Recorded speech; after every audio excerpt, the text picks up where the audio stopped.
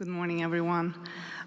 Thank you so much to the SAGES Program Committee, and specifically to Dr. Sarchana Ramaswamy and Jacob Greenberg, and also to the chairs of this session, Drs. Johnson and Collins, for letting me talk about something that I feel very passionate about: microaggressions, allyship, and bystander training, how we can advocate for our colleagues. So I have no relevant disclosures, but I'm a young female surgeon, I'm Caucasian, I'm an immigrant, and I have an accent. So I have experienced a fair share of microaggressions because of that. So this is me in early 2020. I was just a brand new starting, and I was going to do academic surgery. I was going to write grants, participate in high-quality research. I was all wide-eyed and bushy-tailed and ready to prove myself. And in one of my first meetings with some section chiefs, we were discussing grants and disparities and how to unify it. And unfortunately, Google took away all of their more non-diverse pictures. The only thing that kind of unifies this picture and what was actually the reality is that I was the only female there, but it wasn't as diverse. So I was listening to them, and for quite some time I came up with an idea. I was like, well, why not obesity? I'm an obesity surgeon, and it sounded like a good idea to unify these grants and disparities across several sections. So I spoke up, and there was silence. And the silence proceeded probably for 30 seconds. For me, it seemed like at least a couple of minutes, and it was very awkward. And they kind of looked at each other. And during that time, I started wondering, like, am I saying something stupid? Like, is it just a dumb idea? Or maybe they don't understand my accent. I mean, maybe I don't think it's that thick, but maybe they don't. And they proceeded as if nothing happened. And so I kind of dismissed this, that I guess it was just not a very good idea. But it wasn't up until 5 to 10 minutes later when somebody else brought up the same idea, and they championed it. And I was like, what just happened? So I just experienced a form of microaggression. So what are microaggressions? They're the everyday slights, indignities, put-downs, and insults that people of color, women, LGBT populations, or those that are marginalized experience in their day-to-day interactions with people. They happen casually, frequently, and often without any harm intended. And this is a quote from 2019 from Dr. Darren Winslow, who is a famous psychologist, and he studies this. They are indirect, subtle, and unintentional discriminations against members of a marginalized group. They're unconscious, and they're little behaviors and patterns that slowly, when they happen, can eat away from your confidence. So how often do these happen? So Yewande Alimi, at that time, was a general surgeon, surgery resident at Georgetown. Now she's back as an attending. So we decided to try to figure this out. What is the incidence of these occurrences? And we started with a vulnerable population residency. So we sent out a survey through the APDS, and we got about a little bit over 1,600 responses with pretty equal distribution male to female ratio. Not surprisingly, these occurrences were pretty pervasive. 72% experienced microaggressions. Not surprisingly, the most common culprit was the patients, but very sad, close to 58% was by staff, faculty comprised 45%, and co-residents was close to 40%. Only 7% of people that experienced microaggressions actually reported these to the program leadership. And 1/3, more importantly, 1/3 said that they experienced retaliation due to reporting this. So this was published in Annals. What we didn't publish was some of the responses at the end of the survey. So we left a text box, free text box, and we asked if they had any other thoughts that they wanted to share with us. So these were some of the responses, and I picked some of the more appropriate responses. This is ridiculous.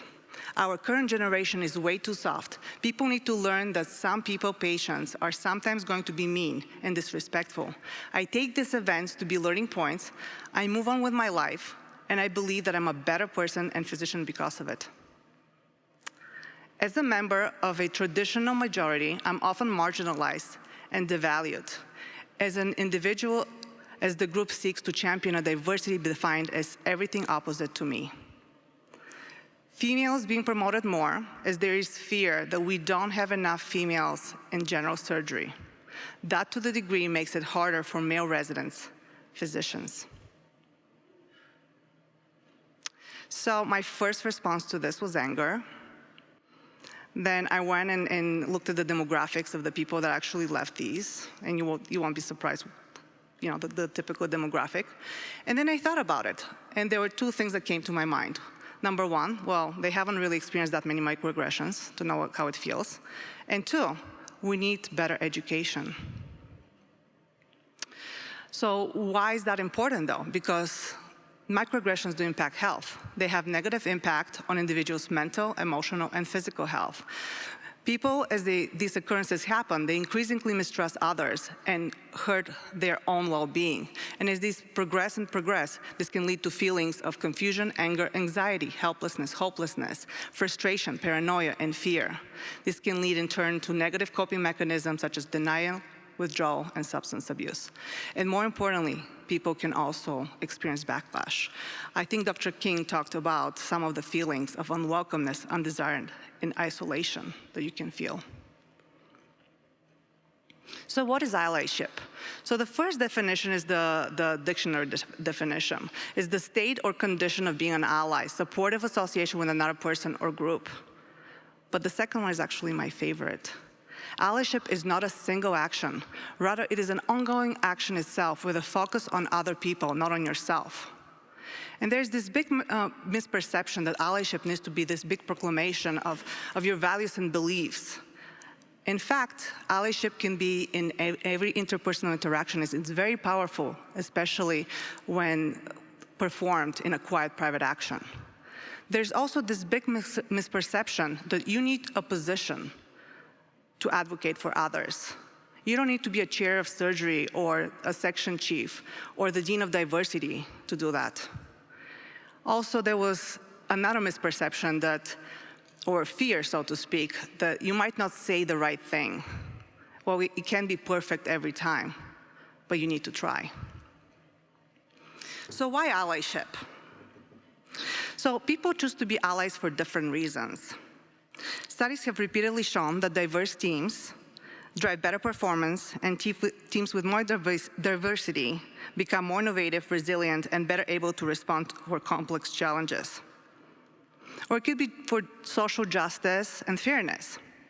Or it can be for your kids, because you want them to grow up in a fair world and have equal opportunities. You have to choose your reason. Mine is all three, but you have to choose your own. So what can we do? Well, start by recognizing what microaggressions are and don't do them.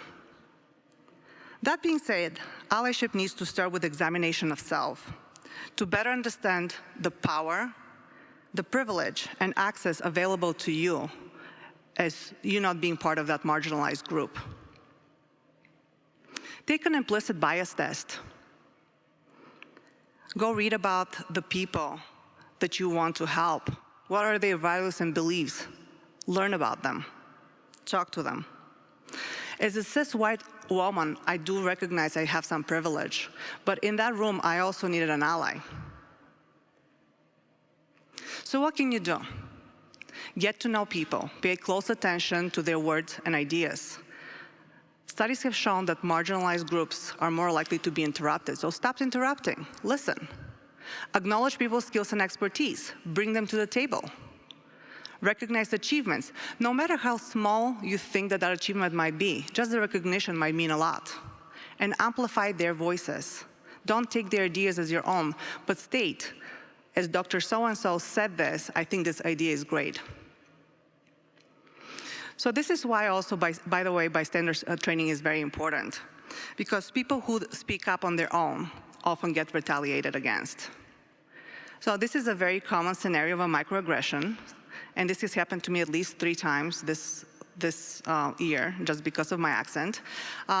So, patient to a resident, where are you from? Resident, I'm from North Carolina. No, where are you really from? My family's from X, but I live here now. Wow, don't you feel sorry for anyone who has to live there? So There's the LIFT method. And so Dr. Sue actually had published this in 2019. And this slide is from Boston University on the right side. It's called the LIFT method, and it's stand up to put downs, confronting microaggressions. So lights on. Make the invisible visible. I hear what you're saying. Impact versus intent. I'm sure you didn't mean that. I'm sure you meant to be funny, but full stop. That doesn't sound good. Or time out. I don't agree, ouch. And teach. We're all on the same team here. What does X, Y, Z has to do with anything? You do have to consider where and when to address this, and also adjust response as warranted. Also, you have to consider the relationship to the patient and when to actually seek help from outside. So with that, microaggressions are very, very common. Please speak up. You don't need an actual training to be an ally. Allyship is powerful. Try it. Start today. Thank you.